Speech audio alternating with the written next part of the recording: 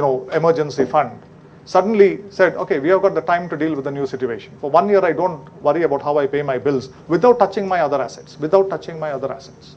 You will know the value of an emergency fund only when an emergency arises.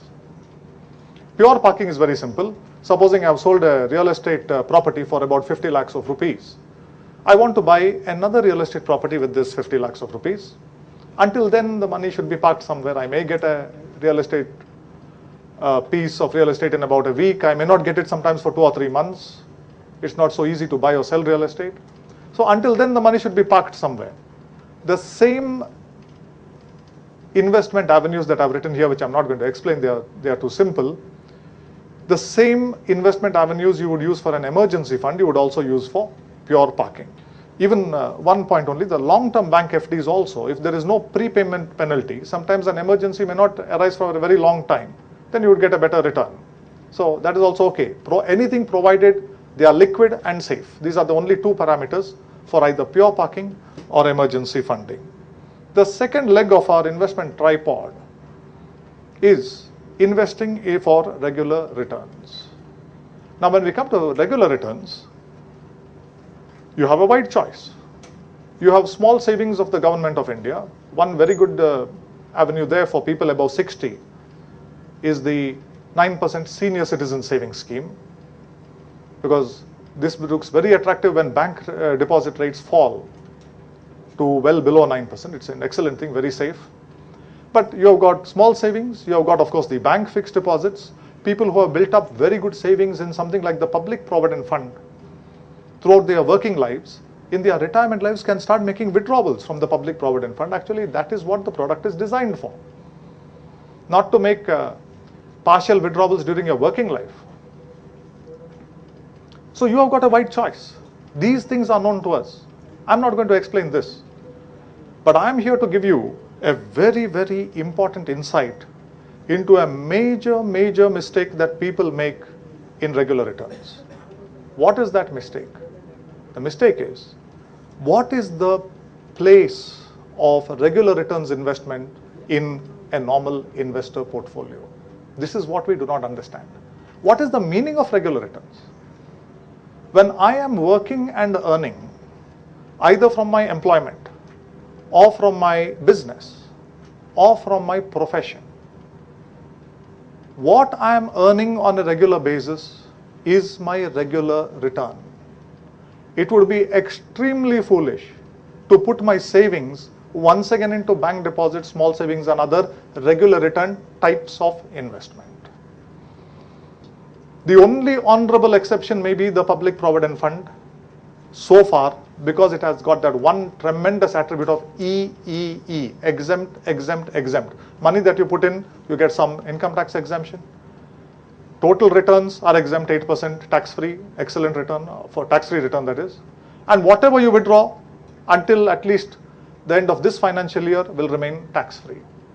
Because of this one thing, I know a lot of people who have built up huge amounts in the public provident fund.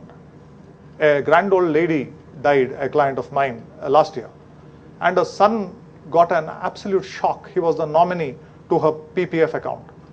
The balance was little more than 75 lakh rupees in the PPF account. Regular maximum contributions over a long period of time, no withdrawals, no premature withdrawals. So that is one honorable exception. Otherwise, it would be extremely foolish for us to put our money into regular returns investments when our working abilities get us the regular returns. So during our working life, where should our savings go? Obviously, into the third type of investments. Something that has an element of growth in it.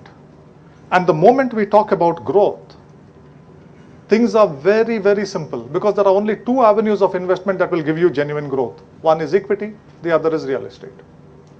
That's all. I have a client who retired as the principal of a certain college. This man is not from our state, he's from Maharashtra. After his post-graduation, his father called him and said, I have educated you. I'm now giving you 25,000 rupees. This was way back in 1976. Of course, in 1976, 25,000 rupees had value. This is all I can give you. Now you have to go and make your life on your own. So this man takes the 25,000 rupees. He applies for a job. He gets a job in Mangalore. He comes to Bangalore, and for the rest of his working life, he was a professor. With this 25,000 rupees, he bought 5 cents of land in a particular, I'm not saying a superlatively good area of residential area of Mangalore, but in a decent area of Mangalore. 5,000 rupees, 1976.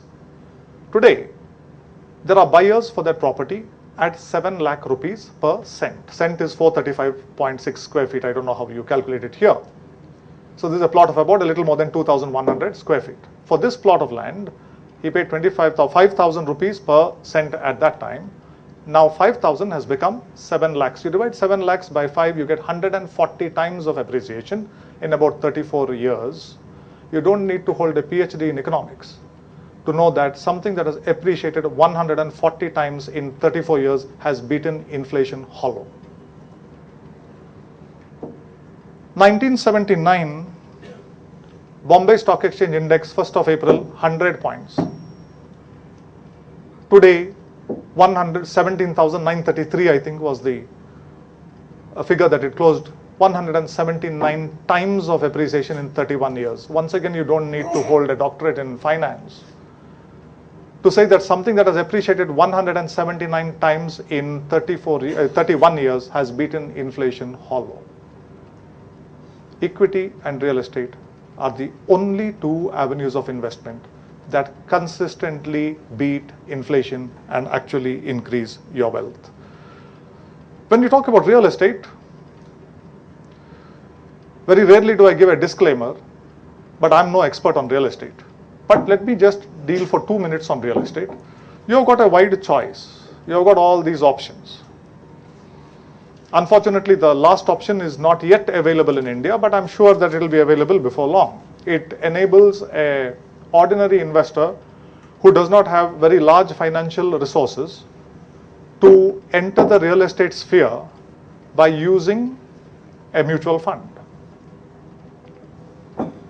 But otherwise, these are obvious things. There may be many more avenues of investment. Of course, agricultural land may not be for everybody. It may be for only a few people who are qualified to hold agricultural land. But whatever it is, we know that over a period of time, real estate appreciates substantially, appreciates enough to genuinely increase your wealth. Now, although I said that I'm not an expert in real estate, I'm going to give you a little bit of advice on real estate. This advice is not mine, but it has come to me from some top class experts in real estate whom I respect. What do they say about real estate? They say that there are 2 types of people. The first type is people who are genuinely interested in real estate. They have a talent for real estate. They are good in real estate. They know how to buy and sell real estate. They know for what period to hold it, how to make investments in it, how to judge what kind of rent I will get from a certain property, how to work out the rental yields. If you are one of those people, please go ahead. Please go ahead and continue investing in real estate. I know any number of cases of people who are virtually retired because they made some very good real estate choices. But what if you are an unfortunate person like me? I'm not good at real estate. I'm not interested too much in real estate. If you're somebody like me,